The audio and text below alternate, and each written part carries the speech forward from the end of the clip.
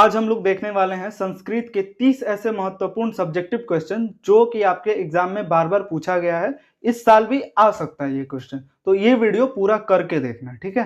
पूरा करके जाना, वीडियो स्किप मत करना, इन बातों का तुम लोग ख्याल रखना लो, ठीक है। अब हमारा सबसे पहला नंबर क्वेश्चन आ जाता है। सबसे पहला नंबर क्वेश्चन है, शास्त्र मनुष्य को किन किन बातों का बोध कराता है। किन किन चीजों का बोध कराता है, बातों का बोध कराता है, सब एक ही समान है, ठीक है। तो इसका आंसर ये हो जाएगा, शास्त्र मनुष्य को कर्तव्य और अकर्तव्य के बारे में जानकारी देता है, या शास्त्र मनुष्य को कर्तव्य और अकर्तव्य का बोध कराता है, समझ गए। और सत्य असत्य और सही तथा गलत कामों का जानकारी देता है। ये सब जो बोर्ड पे लिखा है सीधे सीधे मतलब समझो। इस आंसर को मैं उतना प्रायोरिटी नहीं देता, मैं खुद से बना लो आंसर, खुद से बना लो, वो लिखो सब। तो शास्त्र का मतलब क्या हुआ, जो सही बात बताए, जो सही जानकारी दे आप लोगों को, अच्छे काम के बारे में जानकारी दे, यही होता है। तो जो दिखा है स्क्रीनशॉट लो इसका और कॉपी में इसका आंसर लिखो, क्वेश्चन लिखो, याद करके संस्कृत का एग्जाम दो, बढ़िया जाएगा। अब आ जाता है हमारा दूसरा नंबर क्वेश्चन, आ जाता है राष्ट्र संघ की स्थापना का उद्देश्य क्या है। तो हम लोग ये क्वेश्चन हम लोग बहुत बार देख चुके हैं, ये 2020 में भी ये क्वेश्चन आ चुका है जैसे कि लिखा है। तो हमारा ये इसका आंसर क्या हो सकता है, तो इसका आंसर यही होगा जो कि यहाँ पे लिखा है। राष्ट्र संघ की स्थापना का उद्देश्य दो देशों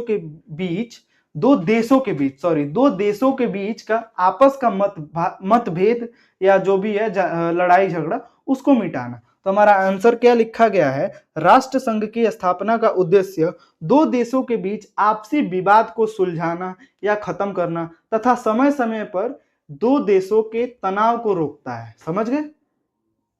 ये चीज आप लोग समझो, ठीक है। अब हमारा आता है तीसरा नंबर क्वेश्चन। तीसरा नंबर हमारा क्वेश्चन क्या कह रहा है, तीसरा नंबर क्वेश्चन कह रहा है विश्व शांति का सूर्योदय कब होता है। क्या लिखा है, विश्व शांति का सूर्योदय कब होता है। तो इसका हम लोग आंसर लिखेंगे, जब संकट काल में फंसे एक देश दूसरे देश की मदद करता है, समझ रहे हो। जब कोई देश संकट काल में है, किसी दुविधा में है, तो उसमें एक देश दूसरे देश की अगर मदद करता है तो उसको हम विश्व शांति का सूर्योदय समझते हैं, समझ गए। क्यों ऐसा ही होता है ना। उसके बाद तथा राहत सामग्री भेजता है, मतलब किसी दो देशों के बीच कॉन्फ्लिक्ट हो रहा है, झगड़ा हो रहा है, लड़ाई हो रहा है, तो वहां पे जाहिर सी बात है थोड़ी भुखमरी हो जाती है, पैसे की कमी हो जाती है, तो वहां पे दूसरा देश मदद पहुंचाता है, समझ गए इतना। और इसका आप लोग स्क्रीनशॉट लो। अब मैं पढ़ा रहा हूँ, इसका मतलब ये नहीं कि तुम इसको नहीं पढ़ोगे, तुम लोग को भी ये पढ़ना है, पीपीटी में दे दूंगा या फिर तुम लोग स्क्रीनशॉट ले लो सब, ठीक है। अब आता है हमारा चौथा नंबर क्वेश्चन। अब चौथा नंबर हमारा क्वेश्चन क्या कह रहा है, विश्व शांति पाठ के आधार पर उदार हृदय पुरुष का लक्षण बतावे, समझ गए।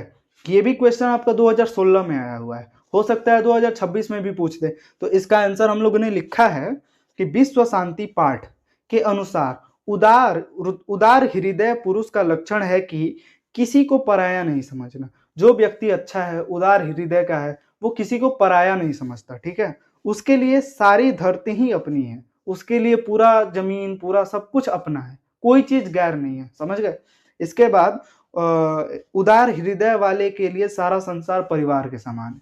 उदार जो व्यक्ति होता है, मनुष्य होता है, उसके लिए पूरा संसार एक समान होता है। इतना आप लोग समझ गए।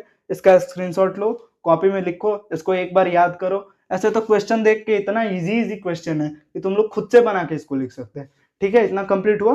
अब हमारा आता है पांचवा नंबर